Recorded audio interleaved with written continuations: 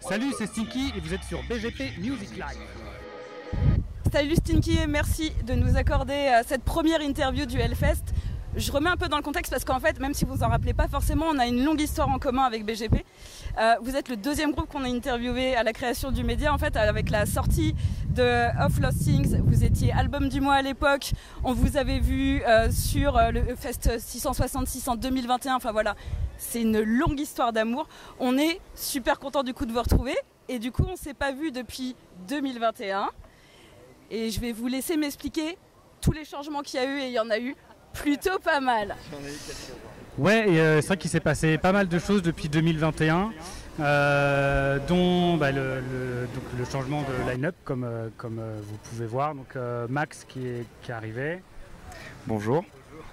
Ouais, carrément. Et du coup, ah oui c'est vrai, attends. Vas-y, prends celui de Claire. Du coup, moi c'est Enzo et du coup j'ai remplacé Seb à la guitare. Et on a notre cinquième compère qui est Clément qui a remplacé du coup Titouan à la guitare aussi. Donc petit changement avec trois musiciens nouveaux quoi. Et c'est cool. Ouais et puis moi j'ai un peu changé de tête aussi entre temps, donc je ne suis pas un nouveau chanteur, c'est toujours la même personne. Je le précise. Ouais, mais exactement. Quand je suis allée regarder des articles, là, il y a eu un gros changement. Non, c'est la même personne. Mais oui, c'est dingue. Ils ont même viré la chanteuse. Vous parlez de tous les musiciens qui changent, mais le chanteur, on en parle ou? On s'en fout. C'est le batteur qui a viré tout le monde. C'est ça, il n'y en a plus qu'un. Alors justement, je profite du message que tu viens de faire passer, Claire. On voit qu'aujourd'hui, j'ai quand même un t-shirt qui est la classe absolue, que vous ne verrez peut-être pas ailleurs. Est-ce que vous pouvez me parler de cette collab, blague à part, et de tout ce qu'elle représente derrière comme message à faire passer? Carrément, c'est une collaboration qu'on a faite avec le shop Ogo qui est sur Nantes et avec les artistes Fortifem. Et en fait, on avait très envie de véhiculer un de nos engagements assez forts par le biais d'un t-shirt qui puisse faire sens et surtout de pouvoir reverser de l'argent à cette cause-là qui fait vraiment sens pour nous. Donc c'est un t-shirt qui est en lien du coup avec la transidentité et on a voulu travailler avec Fortifem qui sont des artistes parisiens qui sont aussi concernés par ce sujet directement. Pour nous c'était hyper important et le but c'était de pouvoir reverser tous les bénéfices liés à la vente de ce t-shirt au centre LGBTQIA+ de Nantes pour pouvoir derrière financer des actions de sensibilisation autour de ce sujet-là des transidentités parce que c'est hyper important d'en parler de plus en plus et puis d'accompagner les personnes qui sont dans ce processus-là aussi.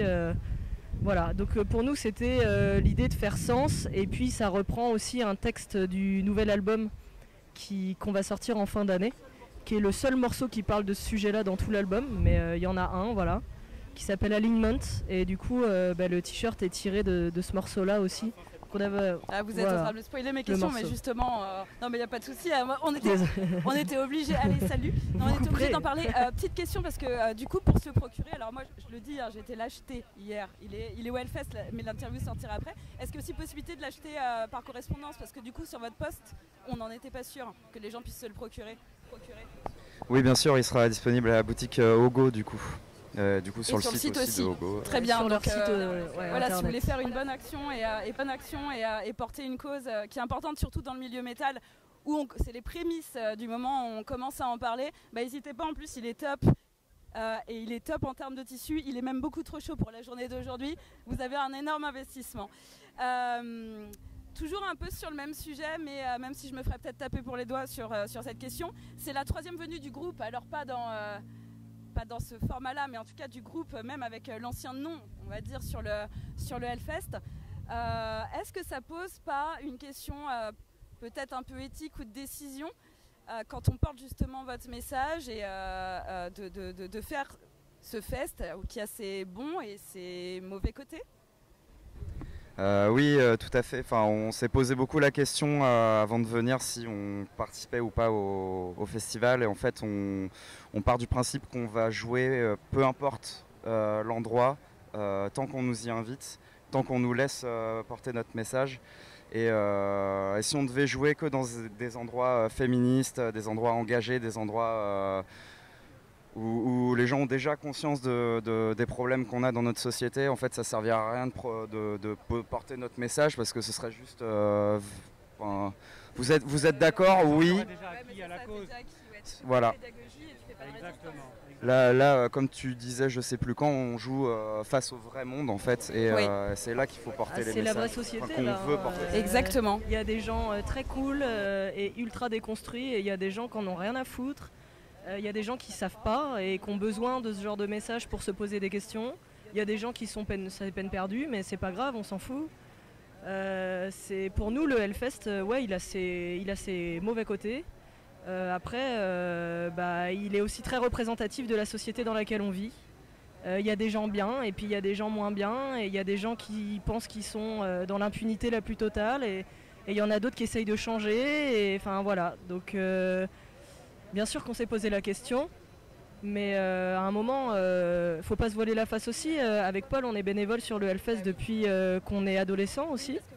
Enfin, bien sûr. Donc on va pas non plus... on a conscience aussi de ce que tout le festival a pu apporter sur beaucoup de sujets.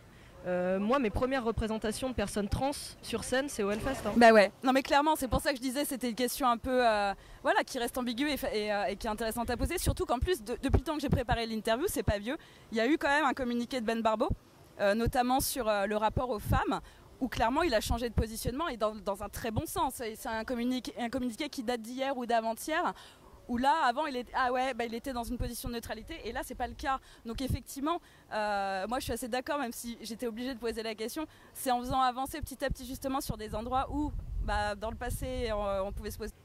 Mais je tiens à reconnaître aussi que si Ben Barbeau a changé de positionnement, c'est aussi parce que l'année dernière il y a eu une énorme pression de mise par des personnes concernées qui ont boycotté le festival, qui ont aussi beaucoup lutté à l'extérieur du festival pour que les choses changent. Et c'est aussi grâce à ces personnes que l'organisation a fait bouger les lignes. Donc moi je reste persuadée que les deux combats se valent. Essayer de changer les choses en étant à l'intérieur, et boycotter également pour montrer qu'on n'est pas d'accord, et que les deux sont complémentaires. Et là, quelque part, je trouve que ça le prouve. Donc attendons de voir ce que ça donne, cette édition, forcément.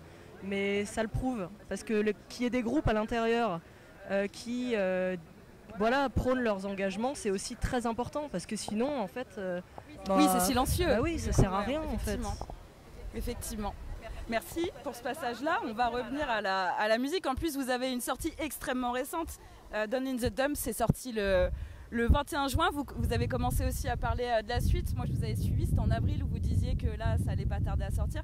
Est-ce que vous pouvez un peu nous parler du coup du prochain album ? Alors du coup, le prochain album, c'est un album qu'on a composé sur un peu moins d'une année étalée, même pas en fait. Ouais, on a eu une bonne année. Hein.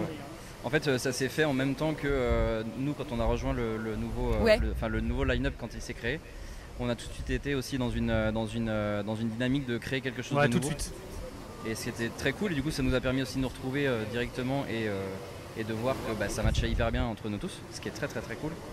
Et du coup on a commencé à enregistrer des trucs en pré-prod chez nous, en homemade, il y a quelques mois, enfin c'était vraiment en septembre quoi, à peu près. Ouais, on s'est tous vus régulièrement pour rebosser des morceaux et les retravailler.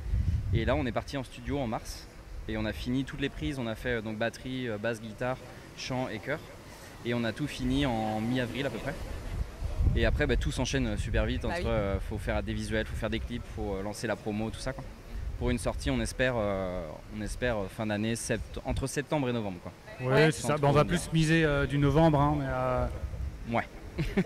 Pour pas, c'est d'ailleurs vous êtes sous. Oui, rappelez-le. Alors là, on est encore chez M-Theory, c'est le label américain qui est basé à Las Vegas. Ça me fait toujours rigoler de dire ça. Oui, on est chez eux. D'ailleurs, on est chez eux aussi avec un groupe, avec le groupe Caras, qui finalement joue. Au dernier moment, ouais. Des gars super sympas qu'on a rencontrés. On a joué, c'était où? C'était vers Paris où je disais bêtises, non? Ouais, Harris Orangis, ouais, c'était une belle rencontre en tout cas. Et bref, donc ouais, c'est ça, toujours chez M-Theory, comme l'album précédent. Ok, et du coup je suppose que vous parlerez des futures dates pour aller défendre l'album. C'est ça, ça va venir aussi, parce que donc, on a un nouveau tourneur maintenant, on est chez Voulez-vous danser. D'accord. Donc des dates de tournée vont bientôt être annoncées d'ici la fin de l'année, ça se prépare. Ça se prépare dur. On en parlera à la rentrée de toute façon sur BGP. Bon, on est au Hellfest, donc il y a une question que tout le monde va vous poser, mais vu que je suis la première à le faire, c'est quoi les immanquables pour vous de cette année? Ah bah les Foo Fighters dimanche soir. J'en perds mon... J'en perds mon bonnet. Très doux. Oui bah ouais, pour moi les Foo Fighters, qu'est-ce que j'ai envie de voir, j'aurais bien aimé voir Throne là tout à l'heure qui joue, je me souviens plus à quelle heure il joue. Il joue à 17h, c'est le deuxième groupe. Ouais. Bah t'as Landmarks aussi du coup, super cool pour eux quoi, main stage et tout, incroyable quoi. Baby Metal quand même. Il y a Baby Metal qui passe ce soir. Et ça, je veux tous vous voir. Même toi derrière ton appareil photo, je veux te voir. Si, il y a Gel aussi qu'on a très envie de voir, c'est dimanche, c'est ça? Dimanche, ouais, midi carrément. Ça, on a hyper hâte. Ça va être bien bête, mais ça va être bien cool. Moi, il y a Doul aussi que j'ai vu à Rockin' Bourlon le week-end dernier et qui m'ont mis une claque absolue. Je suis très fan, ça n'a rien à voir du coup, mais je suis très fan de ce groupe. Bah, moi, il n'y a pas Stray, alors du coup, je suis déçu. C'est clair. Non, c'est qu'on en avait parlé l'année dernière, on en avait parlé. Et du coup, ouais, il y a Why She Sleeps, il y a Landmarks parce que c'est cool de les voir, d'avoir cette ascension de ouf quoi. Et puis ils bossent comme des ouf, donc c'est carrément mérité. Il y a Arms Way aussi. Ouais, juste après nous. Enfin, ouais, il passe juste après nous. Il y a plein de petits trucs qui sont assez cool et intéressants. Mais qui passe après nous? Qui passe. Ouais, ça calme un peu. Ça. Ouais. C'est clair. Speed c'est clair. Bah, j'allais le dire, il y a aussi Stinky qui passe demain sur la Warzone. Oui. Alors, beaucoup de groupes nous disent on donne la même chose, qu'on soit devant le Hellfest, etc. Mais est-ce qu'il y a une appréhension ou une approche quand même différente pour ce lieu qui reste quand même un lieu de pèlerinage pour notre musique? Bah, en vrai, c'est marrant parce qu'on en parle beaucoup en off, en répète et tout ça, parce que au-delà du concert, il y a aussi plein de choses qui tournent autour, donc les interviews, se retrouver, on a des séances de dédicaces, on a beaucoup de choses. Et en fait, ce que je disais du coup à Claire là, il y a un instant, c'est que moi, ce qui me stresse le plus, c'est la gestion de tout ça. Exactement. Mais le concert, j'ai confiance en nous. Oui. On a joué dans des plus petites scènes, dans des scènes aussi grosses, presque aussi grosses. Et en fait, ça fait le taf et qu'il y ait, comme on dit, comme beaucoup de gens le disent, s'il y a 10 personnes ou 10 000, on fera exactement le même taf. Et ce qu'on va faire, ce qui est sûr, c'est qu'on va prendre du plaisir. Et ça, on nous le dit assez souvent, que ça se voit sur scène et que c'est communicatif, quoi. Carrément. C'est cool. Je m'inquiète pas du tout pour le concert, mais comme tu dis, moi, c'est vraiment tout l'aspect logistique, l'organisation qui me stresse. J'ai peur. J'ai pas peur. Moi, je suis ultra stressée. Alors qu'on y a joué déjà en 2019. Bah oui, c'est ça, ouais. Mais ouais, non. Ouais. On joue pas la même. Ouais, et puis même on prend la parole sur justement pas mal de sujets, dont la transidentité, et c'est un discours qui est toujours extrêmement bien reçu habituellement. Mais tu as toujours cette appréhension quand tu joues devant, on ne sait pas combien il y aura de personnes, mais on sait qu'il y aura quand même plusieurs milliers de personnes, possiblement, on espère. Normalement. Et c'est toujours stressant parce que tu te demandes comment les gens vont le recevoir. Tu restes dans un lieu où, contrairement à ce que beaucoup peuvent penser, tout le monde n'est pas acquis à notre cause, loin de là. Donc c'est toujours un peu stressant quand tu es le premier concerné parce que tu mets tout ton cœur, toute ton âme là-dedans et voilà. Mais ouais, donc toujours un petit peu d'appréhension. Mais une fois que Sliders est passé, généralement ça va beaucoup mieux pour moi. Dernier morceau du set. Ah, donc c'est bon, je vais être angoissée jusqu'à la fin en fait, c'est bien. Toi Paul, tu le sens comment? Mal. On l'a déjà perdu là, c'est bon. Non, ça va. Après, moi je me souviens de moi en 2019, donc j'étais un peu blanc quoi avant de jouer. Non mais ça va, là je suis bien, moi je vais stresser avant quoi. Mais c'est du bon stress quoi, c'est pas du stress qui te paralyse quoi. Puis en tant que batteur c'est un peu couillon d'être paralysé en plus. Ça rendra pas pareil. Ouais. Mais vu qu'on se sent prêt aussi instrumentalement parlant et musicalement, ça va être du stress vraiment, de l'adrénaline. De ouais, t'as raison d'en parler parce que c'est vrai que je me sens plus prêt qu'en 2019 déjà, tu vois, t'as quand même 5 ans qui ont passé. 50 concerts aussi dans les pattes avec le groupe. Alors même s'il y a eu un changement de line-up, franchement, pour moi, ça ne change absolument pas Ouais, les gars ont tellement bien bossé, on s'entend tellement bien, enfin tout est cool quoi, vraiment enfin bref. Voilà. Ça va être cool. Ouais, voilà. Oh. Donc sur du coup sur cette belle vibe positive, je vais vous laisser comme rituellement le mot de la fin. Bah non, le mot de la fin, Je sais plus ce qu'on avait dit. C'est ça. Ah oui, pourquoi tu voulais dire quelque chose en Non, parce que particulier? je sais plus ce qu'on avait dit. Pardon. Je me rappelle plus, mais ça avait été déroutant en tout cas. Mais mince. En plus c'était encore plus nombreux. Mais ouais, c'était, je sais plus. Beaucoup de respect, de bienveillance et puis surtout prenez soin de vous, surtout les uns des autres. Et comme tu dis à la fin du speech de Sliders, que je vais te laisser dire parce que je me rappelle pas. Oula.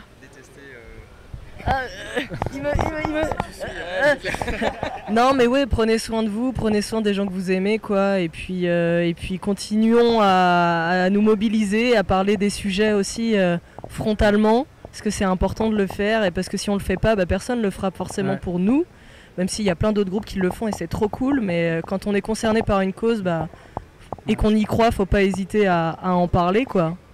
Et oui, mais bon, ce sera déjà sorti. Ah, hélas. Voilà. C'est ça. Exactement, c'est ça. Allez voter. Merci de nous donner la parole. Et merci beaucoup. Avec plaisir, c'était un gros plaisir. On vous remercie, on vous souhaite plein de kiff pour demain sur la Warzone. Merci beaucoup, on y sera et du coup à bientôt sur BGP Music Live.